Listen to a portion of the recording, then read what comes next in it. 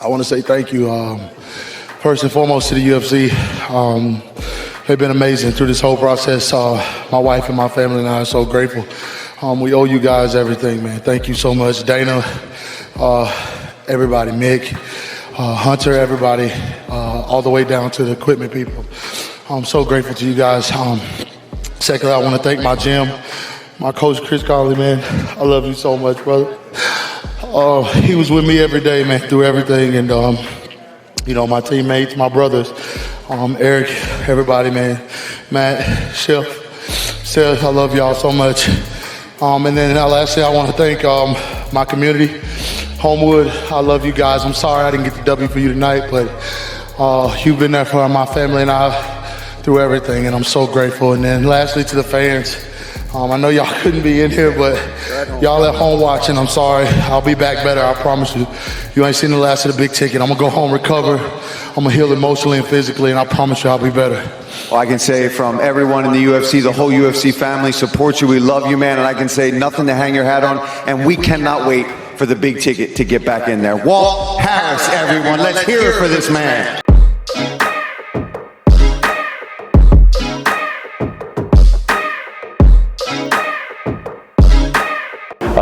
There was one fight that guys are going back and forth with each other on social media. That's John Jones and Francis Ngannou. Both seem to be wanting that fight. They say it's a big money fight. UFC's got to bring the big money. What do you think? It seems to be getting fans pretty intrigued. Is that a fight that you at least see as possible? Yeah, I mean, anything's possible. I mean, I don't know if those guys really want that fight. You know what I mean? Let me tell you this, and I'm not saying this is the case with these two. You see a lot of talk online and whatever it might be, but actually making fights is a whole nother ballgame.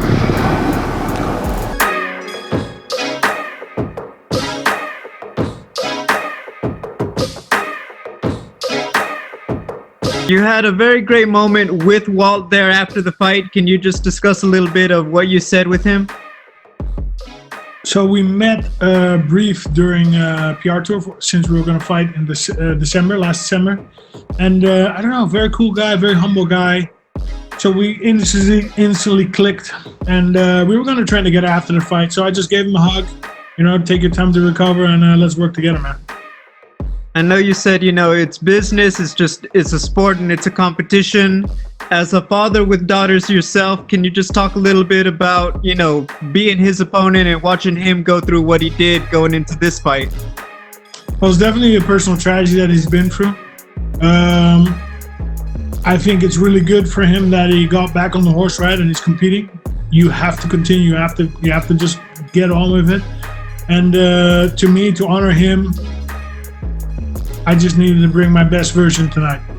And to me, it is a sport, it is a competition, it's also a way of living, making a living. So, just keep going. Thank you, Alistair. Congratulations.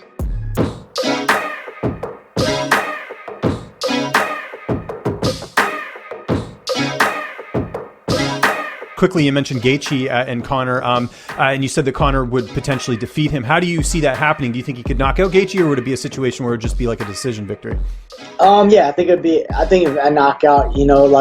I was able to catch him quite a bit with punches, and you watched Dustin was able to box him a little bit. The thing with Justin is if I thought he would implement a ground game, and he was going to go in there and take Conor down and put him against the cage and do that, kind of do what Khabib did or do what I intended to do. If he was going to implement that game, I would say Justin's going to do really well against him. But just standing for standing, stand-up fight, which is what I feel like it'll end up being, I feel like there's just too many mistakes that Justin would make and Conor would be able to kind of capitalize.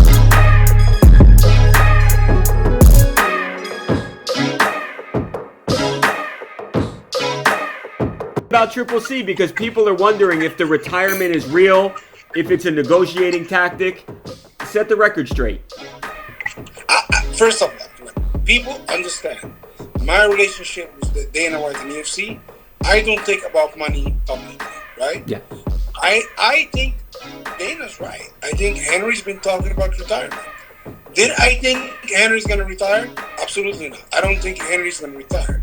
Did Henry feel sometime, Khabib, right? Every time you fight, I think I'm done. 2 weeks later, who do you think I should fight next, right? Because these guys, they at their prime. Henry's got to become now in his prime, right? Yeah. How are you going to retire in your prime?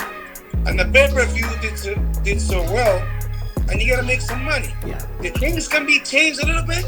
Yes, of course. But at the end of the day, this thing between us. It's between me and Henry and the UFC. Yeah. I don't think the media should know about this stuff because people, ego get big. But did Henry really felt like he just knocked out the greatest bantamweight of all the time, right? What's that make him, right? It's the greatest flyweight, the greatest bantamweight, and the greatest comebacker of all the time. And now you got boxing superstars calling him out, right? Normally it's the opposite, right? Yeah.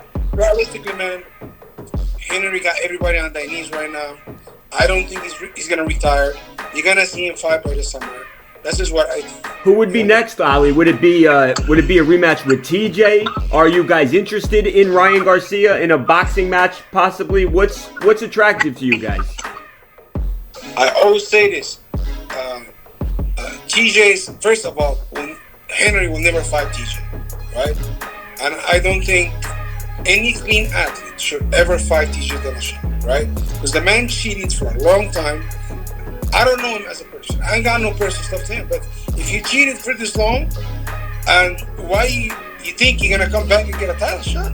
You know, it doesn't even make sense. Henry for sure will never fight him. I know that for sure. Okay. Right? Because he beat the man when he's on the juice. Why? I didn't get up fight him. It's a lot of big fight coming up. Kamaru's coming up too. You know. Listen, the one thing, honestly, Conor said he wants to fight for a title. He want to become a champion again, right? I think Conor only have one chance to fight for the title right now. If he grows some cojones, and he said he tweeted 170, right? Yeah. Forget about Masvidal right now. If Conor want to come, listen. If Conor called the UFC said you want to fight for Kamaru, the UFC is gonna say yes. Would you say yes to that, Ali? Yeah. Would you and Kamaru say yes? Yes, because I think he's the easiest money in the UFC right now. But he also he talk a lot, but he doesn't have enough cojones to come and fight somebody like Kamaru. Yeah. To be honest with you, I think it would be illegal for him to fight Kamaru. I don't think it should be illegal. Really? Well, say this, Ali. So, if Conor, he says he's looking for a fight, you are offering him a title shot right now, and Conor himself said he wants to go to 170. So what would you say to Conor if he's watching this right now? Only about Kamaru, what would you say to him? Well, I don't offer to sponsor nothing. You understand? If you want this fight, he need to go on his knees and beg, like he make everyone beg.